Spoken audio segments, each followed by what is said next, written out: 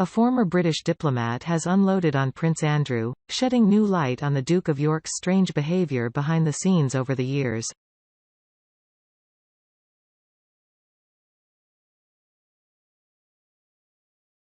Simon Wilson, now a consultant but previously a diplomat with the UK's Foreign Office, is among the interview subjects featured in a looming documentary from the television network ITV, called The Real Crown.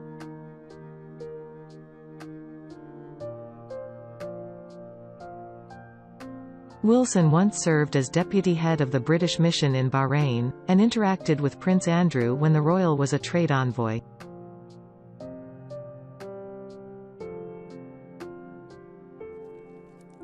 He was not impressed. We had a whole raft of things that came out in advance of his visit, his dislikes in terms of eating and stuff.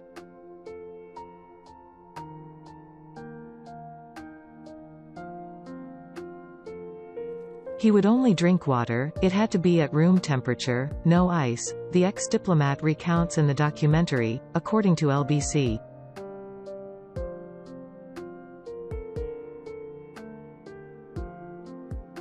He always brought a large entourage with him, a private secretary, an equerry, a valet, a lady clerk and a business advisor.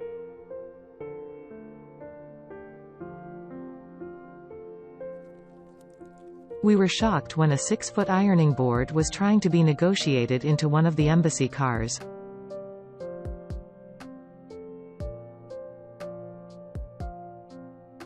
I just could not believe that he was bringing an ironing board with him. I asked the valet and said, "This is insane."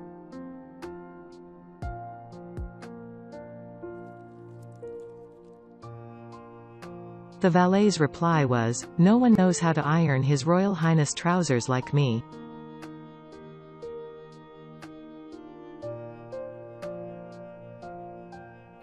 This is not the first account of odd behavior from Andrew. There were also, for instance, claims about an unusual fixation on his stuffed toys.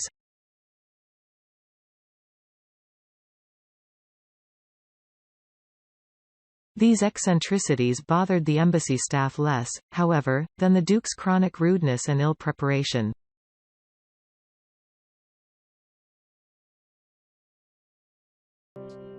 On one occasion described by Wilson, the embassy had prepared a speech for Andrew at an event with the British ambassador.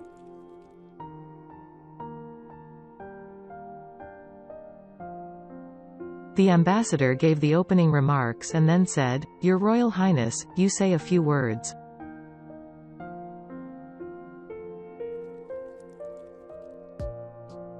And Andrew refused to get up, says Wilson. Then he did get up, and he tapped the ambassador on the head 2 or 3 times and said, "This is the man who'll tell you all about trade," and sat down.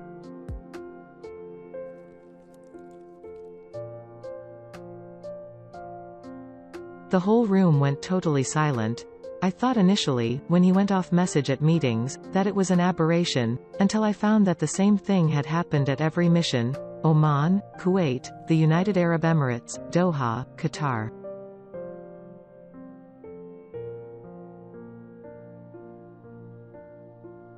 The same behavior. Obviously, throughout his life, he's done his own thing, and was quite happy to continue in that vein, and he knew there would be no repercussions.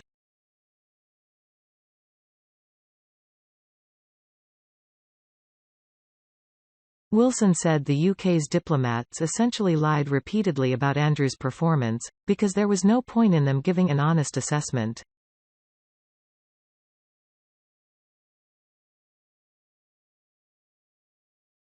There's no recourse as a member of the royal family, so no diplomat will write a critical letter.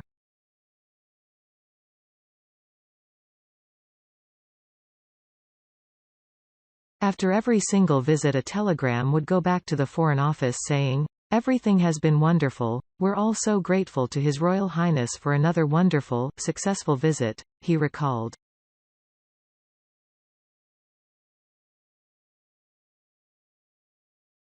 Behind the scenes, it was a different matter.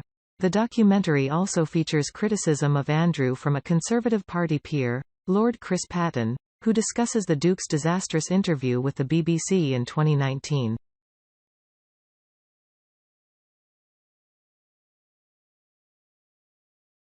Under questioning from Newsnight host Emily Maitlis, Andrew offered an often farcical defense of his friendship with pedophile financier Jeffrey Epstein, and a denial of the sexual assault allegations made against him by one of Epstein's victims, Virginia Giuffre.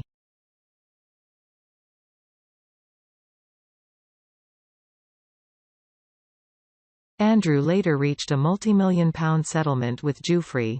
The Newsnight interview was so damaging to Andrew that it prompted his mother, Queen Elizabeth II, to strip him of his patronages, military affiliations and HRH title.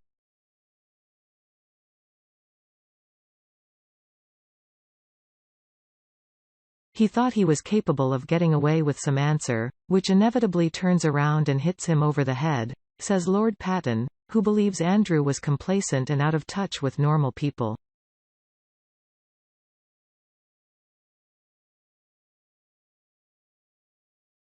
It says he's not plugged into the same reality as the rest of us.